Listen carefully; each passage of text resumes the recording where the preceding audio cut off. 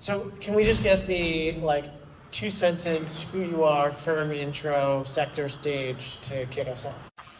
All right, I'll start. Thanks for sticking around for the last one. My name's Oivind Lorentzen. I'm with a fund called OKCFT. We're a sector-focused fund in healthcare and fintech. We've been investing in these sectors for 30 plus years, but the fund is about 10 years old. We spun out of a more generalist fund about 10 years ago. Sector and thesis driven first, so multi-stage. We'll do anything from seed all the way to pipes. A pretty concentrated portfolio. It's stuff we like to build a position over time.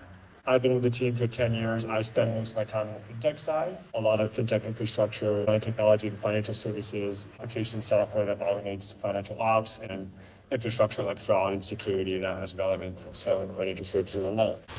Hi, everybody. My name is Tanya Beja. I work at AlleyCorp. AlleyCorp is a venture studio. We incubate our own companies internally. And so in any given year, we'll incubate 4 to 6 companies or so with a heavy tilt towards healthcare. And we're one of the most active early stage investors based in New York City. We do pre-seed all the way to Series A. Our check sizes are between 1 million and 5 million, with the sweet spot being 3 to 4. We have 4 focus areas: general tech, healthcare, robotics, economic infrastructure. I lead economic infrastructure, where I'm looking for founders solving big problems that are relevant for the majority of the population. And my biggest buckets tend to be workforce tech and access to care. Hi, I'm Colin Beirne. I'm a partner at Two Sigma Ventures. We're a seed and Series A stage firm here in New York. We invest in almost any sector, but all of our companies have some element of data science and advanced computing as part of the premise. So founders kind of told to like never stop raising, and all of the VCs and the founders have said, but be really focused on your company and these like 18 things. So I'm curious if you have good examples of founders who've done a really good job of raising when they're not raising and maintaining relationships. What does it actually mean to maintain a relationship with an investor when you're not raising, and what has been your experience of that? So if we just go across the board, you can start. Yeah, it's something that I think we spend a lot of time talking to founders at multi stages of their business. And one thing we tell our founders is make sure if you're talking to investors when you're not raising, make sure you can tell the story, but also that you get something out of the conversation. And it's not advice that VCs love to give. It's more really like use those relationships to learn more about the investor that you may partner with at some point. I think it's really a two-way street. Like you need to get to know your partner before they invest. But also as investors, particularly like how we think about it in these sectors is our job is really a connector. So leverage those VC conversations to make introductions to customers and partners, and that can actually drive real business value versus wasting your time. And most of the investments we have made, we met the founder at the round before that, and we've actually led deals that we passed on the A, we did the B. And all funds work differently, but I think it's important to build those relationships over time because that's really how you get to know people. And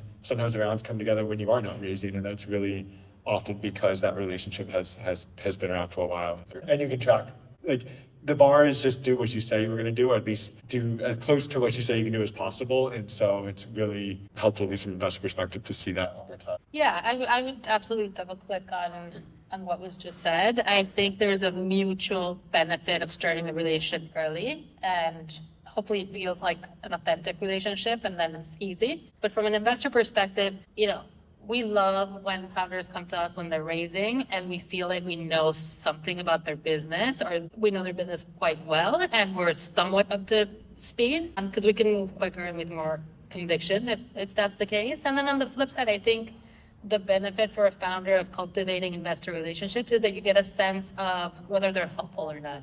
In all those check-ins, low stakes check-ins, did they ever make an intro that was helpful? Did they ever give you a piece of advice that in hindsight would have maybe changed the trajectory of your company? Maybe it would have saved you a headache or two. And so I think in all this like song and dance, you're trying to find mutually what the right fit is. And I think early tends to be very appreciated on the VC side, that I can speak for myself, and hopefully on the founder side too.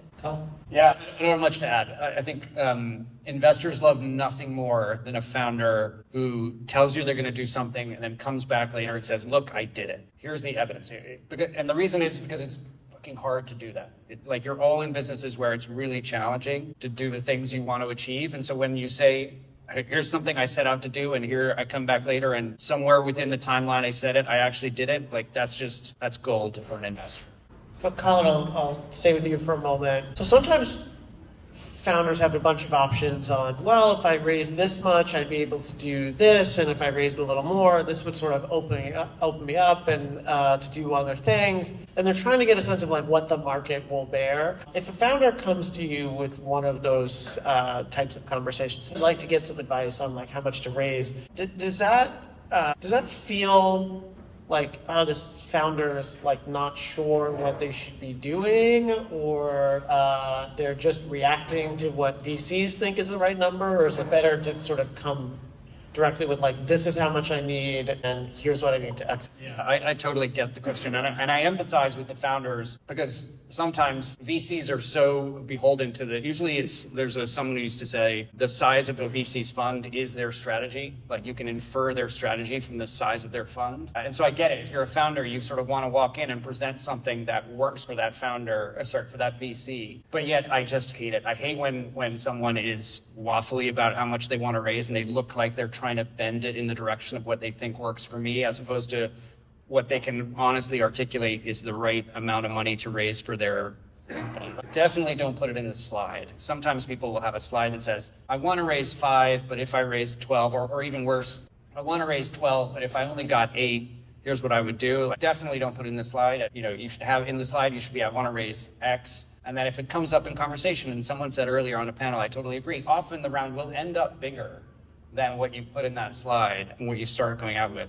But that happens naturally as the round progresses. So Tanya, I want to ask about starting a raise from scratch, especially founders who feel like they don't have the network, who don't have the relationships, and are just trying to break in. What are some ways that you find that particularly those types of founders can successfully network their way into the decision maker of a firm? Yeah, I would say that if possible, warm intros over cold outbound. Warm intros meaning get an intro from another founder, which I think might be the easiest route. I think founders are very receptive to other founders, actually. So if you go to a VC website and you look at the portfolio companies and you ping those founders, they might actually be willing to make an intro to whoever they're working with in that firm. So that's one source of intro. Another source of intro is another VC. So looking at your current cap table and asking your current LPs or VCs who they can introduce you to.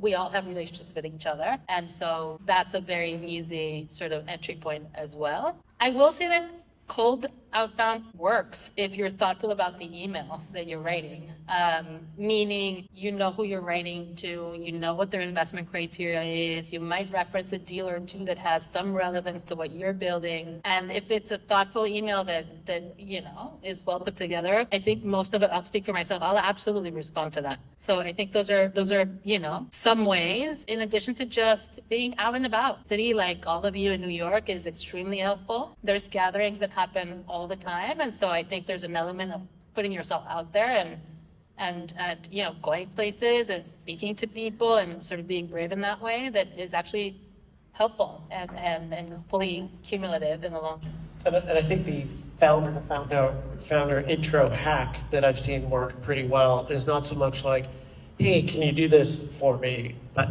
hey, I noticed you got an investment from so-and-so, on their site, it says they help with X. I'm curious, I've heard good things about them, would love to get your take on what working with them has been like and whatever. And then when you hear good stuff, you're just like, oh, that sounds awesome. I'd love to connect with that partner or anything else like that. Yeah, absolutely. I mean, I think rarely you go for the jugular, right? And so you try to find some sort of commonality. If you can give back to that founder, that feels like the golden standard. I'll stick with you for a second, and we'll pass it down. But the worst type of fundraising process is one where you reach out to a few people, you don't quite get as many good answers, and it feels like moving slow, and then you send it to a few more, and before you know it, you're fundraising for 9 months, and you feel like you're out there too much. So people want to start a process, but they want to make sure they have enough top of funnel. Sometimes it's hard to get a sense of I have a big list. I mean, I could download a list from PitchBook right now, but that doesn't always make it to the list of people who I wind up getting meetings with. So in preparing a raise, how does a founder get a sense of how big they have have to go and how wide they have to go at the start of a raise to make the end outcome a good one? Yeah.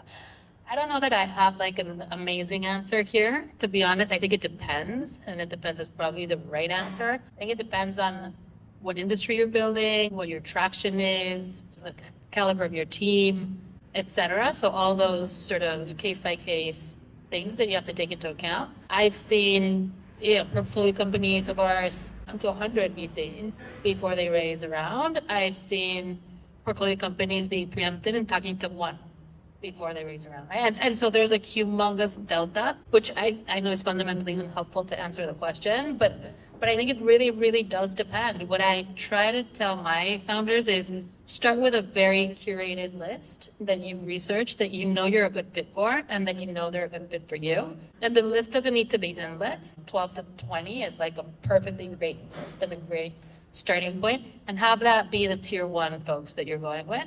Have a tier 2, have a tier 3, and you can move down the list as needed, when needed. But I think the research needs to underpin the list, and I really want to highlight this because I think that's the part that really does take a lot of time as well. Because once you're outreaching a VC, you want to increase the chances of success there as much as possible. And so you need to be pitching the right firms and hopefully the right people within those firms. I also want to ask a little bit just in terms of funnel. You want to make sure you're moving people through the funnel and also kicking people out when it's not working. And oftentimes I feel like founders have a tough time trying to figure out like, where is this firm in the funnel? Like I have my list, I reached out to people, I'm still talking to them, but like everyone's in the hasn't funded me stage yet. Is there any more specific way to break out the signals in this process to figure out how my funnel's doing? Yeah, I think that's a very important thing to be focused on in a process. And you said it earlier, like, as quickly as you can get to know, the better, because it just lets you focus your resources on parts of the funnel that work.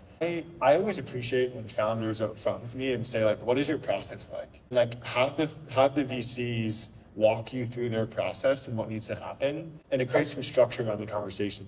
Maybe it seems transactional, but like, at that point when you're raising and you're talking like it is transactional, even if you've known them for a while, it's like they have to gather information from you, they have to build their view, they have to go to IC, they have to get approval. Make sure you have clarity on where you're at in that. And I think it is a forcing function to make sure the VCs move you along that.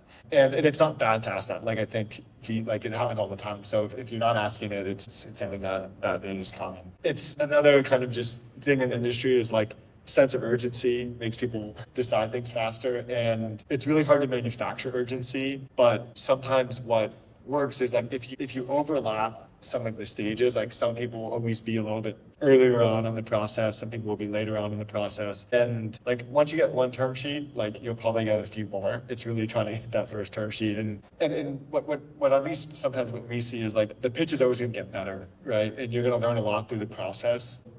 I think like creating that urgency based on like different stages of investors in your process can work sometimes, but again, it's hard to manufacture it.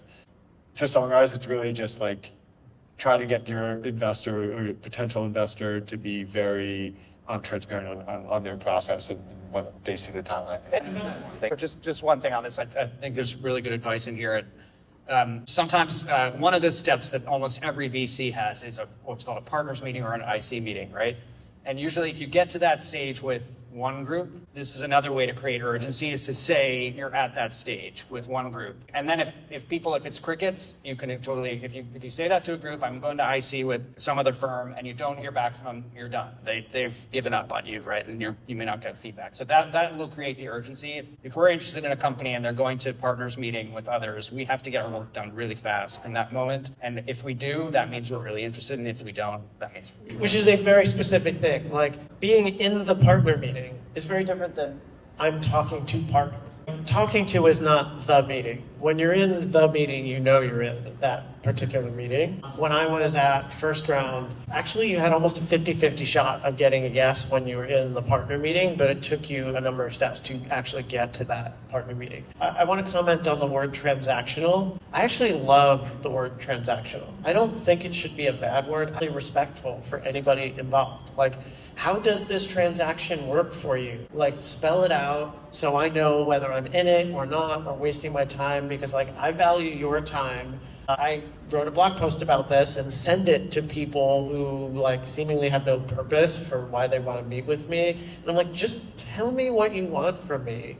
Like, let's be transactional, right? Like, and I can tell you yes or no. Like, that's a thing I want to meet with you about. So I don't think you should be afraid of the word transactional. Colin, I'll stick with you because you have the mic. What's a piece of information that companies don't include enough in their data rooms as part of the presentation that you wish they would spend you upfront? Yeah, this actually came up at one of the tables we were discussing this earlier. Like, as an investor, the other thing we're trying to do is, we get a lot of pitches. You all are good at pitching. You're good at framing your company, and we're trying to see through into, okay, what are the warts in the company that they're not sharing, and also what's really going on where the rubber meets the road with this company interacting with customers. So I always love a data room that gives me a lot of insight into that. Like I call it the coal face, like where the company meets the customer, information as I can get about what's going on there. So it certainly is like classic, cohort data, engagement data, weekly active, monthly active, all that kind of stuff. I think it was Hornick who was talking earlier about net revenue retention. That kind of stuff is really, really important. And then I really want to see pipeline information. I want to see how you can grow with your existing customers. So like I've sold this person, $100,000 and I think I'm going to sell them 1.2 million, in 3 years. And then I want to see the pipeline of the other customers who are like that customer, but you just they're in various stages. So it's like sometimes people hold back that customer information, whether they think it's proprietary or sacred or something, but that's what gets a VC, again, really excited is when you see the evidence that the customers really want it is staring me in the face. David, I want to ask. Yeah, I totally agree. Like the customer data tells all. I don't think enough companies share like obviously revenue data, but also like what's for B2B SaaS company, like how often are your customers engaging with the product? Like stuff that you would look at a consumer business, I think helps tell a lot about like an engagement of software businesses. But there's another thing that like you don't see that much, but when you do see it, I really appreciate it, is like past board decks and internal KPI reporting or stuff that's more historical that shows that the business has like set accountability standards for themselves and made them or did not make them. And I think like nothing's going to be perfect. And I think the reason you don't see it that much is people don't want to show some of the messiness within the business. But I think we see, like, we know there's messiness, and it's more like how did you as a founder and a team identify those and kind of pivot kind of different strategies. And I think that level of transparency is super powerful. And I just give a ton of respect to founders that do share that and open up about that and kind of learn from some of those mistakes and are transparent about that. And it depends on the stage. Like if you're a seed stage company, like you're not going to have a lot of that, but it's always, I think, super valuable. Tanya, I want to ask you about founder due diligence of VCs. In particular, like what stage of the process or things sort of acceptable. Founders sometimes don't know what they can ask about a firm, and many of the firms here today, the founders are hearing about for the first time. And so how would you suggest a founder get to know you and your fund and your firm in a way that's like acceptable or like not getting over their skis too early to figure out whether you'd make a good long-term partner for them? Yeah, I mean, website and LinkedIn obviously is like public sources of info. I would say LinkedIn nowadays has a tremendous amount of information because funds post all the time. So you should check that out. I think the golden standard is always, talk to the founders that got funded. That's where the rubber hits the road, honestly. And like, when is that okay? Is there ever a point in which like you hear founders asking about your firm, like maybe even a first meeting where you're just like, these guys think I might invest? That's weird that they're like bothering my founders for information on me. No, I mean, I think that's doing their homework. I actually love that. When it gets back to me that a founder asked one of my founders about me, I'm like, oh, that's great. It shows interest, it shows initiative, it shows hustle, it shows plainly doing their homework. Because we're looking for references on them too. And so it's like, it's only fair game. And so I actually really like that. When you can ask for an intro versus you proactively seeking out, the founders, it's probably when you're further along in the process. So like I wouldn't ask for a founder intro super early, but if you feel there's a real there, and they're asking you potentially for customer references or personal references, I think that's the perfect time to be like, well, I'd also love to learn a little bit about you. And that's when you make the ask.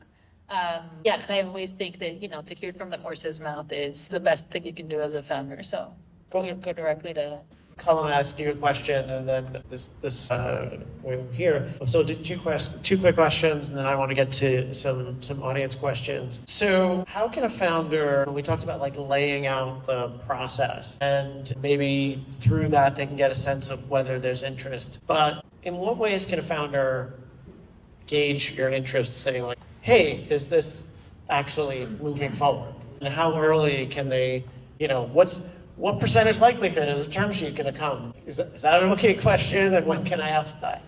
So definitely, founders have, I think, learned to ask about the process. I think that's good. That comes up in most meetings now. The bravest founders will ask at the end of the pitch, they'll say, so what do you think? And I actually really like that. I love being put on the spot. Do you interact right now? Yeah, I mean, we won't say that because, many of us work as partners, and so we have to, convince other people. Even if we were in, we can't commit in a fund until we convince some other people internally. But I do really like, the founders who want instant feedback. It shows confidence to me. And usually it's probably when you get me at my most honest. Like the email, if I decide to turn down the company, a week later, or a few days later, the email probably will be a little bit more, it's an email, so it's forwardable. I'm going to write it a little more carefully than the real feedback I might give you in the last 5 minutes of the pitch if you ask about it. So usually you get a pretty honest answer from me. So I'll share the story that I alluded to. Colin is actually the big investor that I wasted a bunch of time with. 2012, I got a cold email from him because he saw the announcement of my fund in a Cranes article. Side note, like, a lot of people who have money read Cranes. Like, you used to want the TechCrunch article, but like you get into the Cranes when people are paying for Cranes, like probably have some money. And he said, hey, we're sort of new to doing venture investments. We might want to do a couple of fund investments, which is not necessarily things that they're doing now, but early on when they started, and they were sort of fund curious at the time. And I made the sales 101 mistake of just answering all of his questions whenever he had one and trying to spend a lot of time, which is not his fault. I mean, he's just trying to do some due diligence and get a lay of the landscape and all of that sort of stuff. And a few months in, I asked the sales 101 question of, hey, so how do we get to a close? In which he told me, well, we have to develop a fund strategy, and then we're going to hire somebody to oversee. I was like, oh, you don't even have the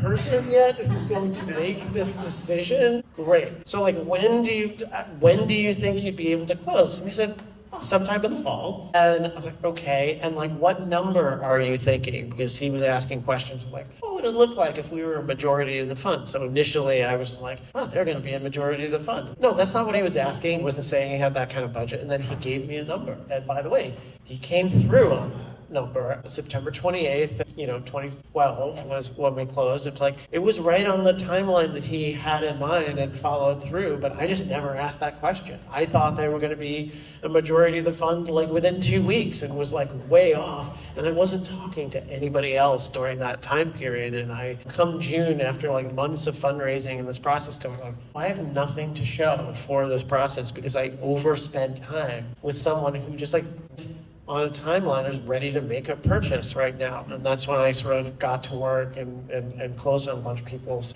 It paid off in the end, but I didn't do my homework to sort of figure out where I was in the process and their timeline. So thank you. I appreciate you coming through when you said. I wish I would have asked the question earlier. So I want to ask you about specialization, if you can sort of pass the mic down. So you have a fintech focus.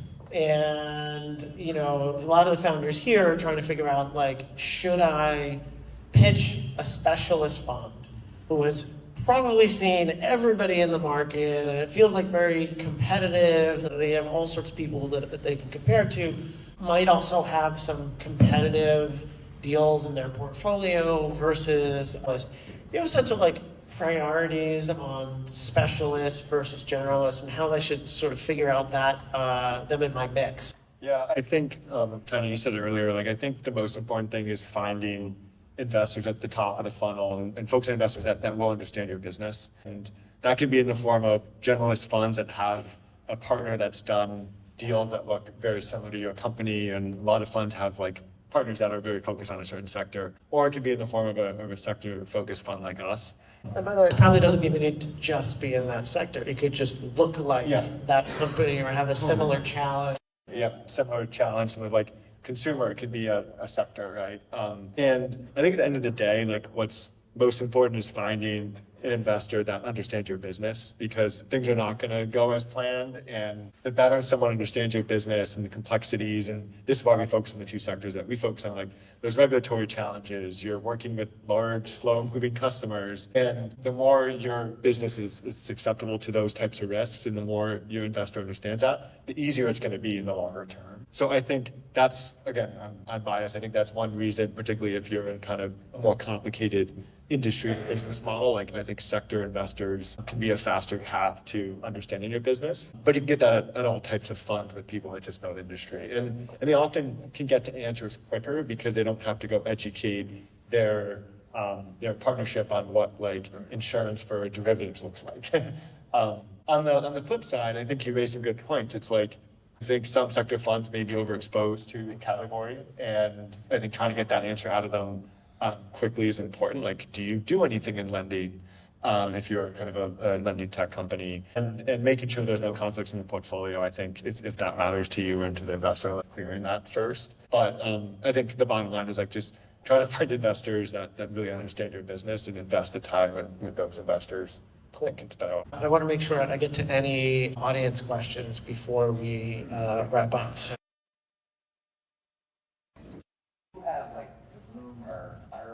Like AI recording. Yeah. Kind of in this funny space right now where Sometimes we're recording them, sometimes the founder's recording them. We've sort of learned not to care on our side, and we are sort of using the data a little bit on our side, but not much yet. But we've got the tape recorder on most of the time. Most of our team uses granola, and so it's a note taker. Yeah, I think it's a really topical question. A few months ago, I think we would have asked the question to founders, like, are you comfortable with us recording the call? I think it makes our jobs a lot easier.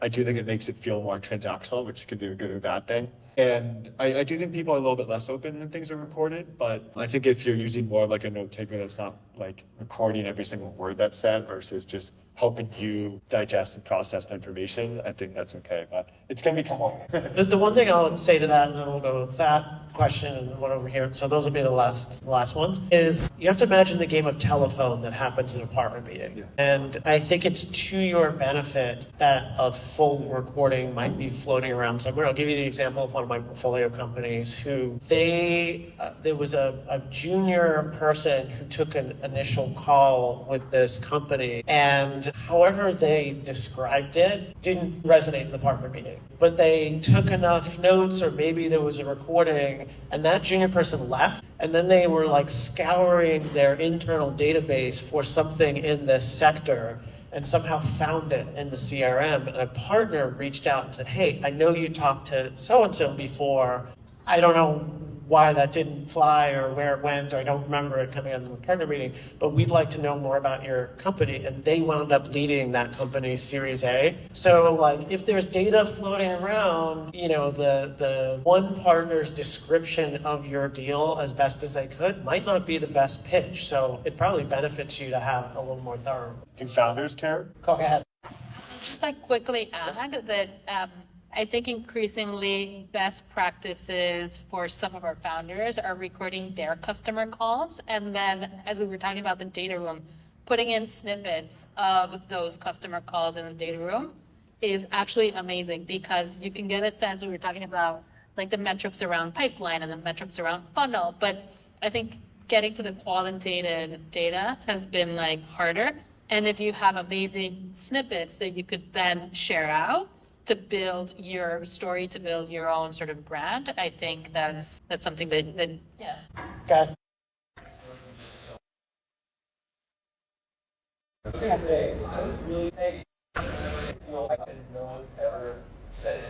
Okay. Question is a conversation pitch or the other is usually the way that we pitch versus the way that we like to receive it. And I found that line to be hard to negotiate or manage, right? But yes, the direct question is pitch with a deck or demo, or do you really like the person? Just it to be a pitch conversation. And by the way, not only is neurodiversity like prevalent within the general population, among the VC population, for sure, absolutely. So leaning into a preferred form of communication, I think is important. And I'd be curious to hear if there are any preferences either way. That's another pretty legit question to ask when you're starting a call. Like, would you like me to do A, B, or C? Because I can do all three. Don't be afraid to ask that question. For me personally, I'd love a demo because I think that that's the fastest way for me to understand what you're building. Yeah, I totally agree that like a demo or something that shows what the product does, because sometimes it's easier to show that and tell it. And then often the first calls are like usually 30 minutes. And I think it's important to control that time as a founder. I think you can get sidetracked by a lot of questions you may have in the VC, but make sure that you have a few things that you want to make clear, like the product, where you are, like customers that are important, and make sure you kind of control the time and get as much as you can in. By the way, I'll also, like, I hate demos. I never get in the car and let anybody else drive, and I do not want to see you use a product when I could use a product. And a lot of times I'm not the target demo anyway, so I don't know what I'm even looking for. But that means that, like, it's great to ask, right? And I think it goes to the bigger point of, like, owning the meeting with information that you get from the other side. Like, what do what works best for you? Okay, now I'll do this, and this is the point to it, and all this sort of stuff. I used to run into a problem where I just like talking, and I would inevitably derail the pitch. And then there were some times where I would offer a term sheet, and I would do co-investments with my limited partners. And they would do a more formal pitch because it was like a bigger group, right? So you can't do a conversation with like 20 people. And I didn't realize the pitch was really bad, actually. The conversation was great, but the pitch was not so great. So if you are used to doing one thing or the other, I think it's worth practicing the other thing just to make sure that you are as good whatever the situation calls for. So I've had to sit through some unbearably bad pitches at companies that I had given a term sheet to, because I was like, oh, I've never seen the pitch, because we were just shooting the shit in the first meeting, and I really engaged with them. So just make sure you're good at the other one.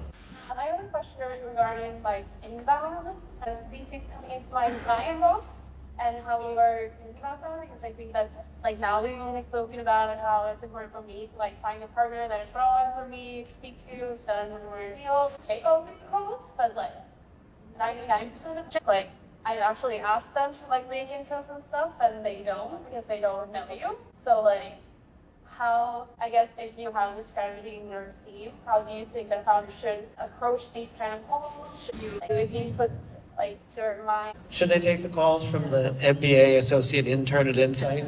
No, from Insight, right? It's a really good question, by the way. I think the best strategy is to say like let's say you're not fundraising, right? Like now's not the time. Check back in 3 months, 6 months, or whenever you think you have time, and you can stagger out all the different types of inbounds. And then if they follow up, I think that's a really good test and how serious they are. And then it depends how much you can kind of get out of them from an intro perspective. But I think you do kind of have to tell them about your business before you expect any intros. But I think stagger them out and make them work a little bit for it, I think will help filter out some of the MBA associates who's kind of spraying and praying in terms of when I talk to everything coming into space versus like being very targeted. I would just add, like anything, qualify the leads. So I'd say the more senior the person, the more likely you should take the call, and the more perfect fit either that person or the firm's mandate is to what you're doing, the more likely you should take the call. But most of them probably will end up not taking it.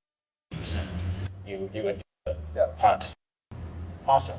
And then if you're punting, what I've seen some founders do really successfully is have some sort of like quarterly update to a large distribution list. And that was in the details in terms of what you share and what you choose not to share.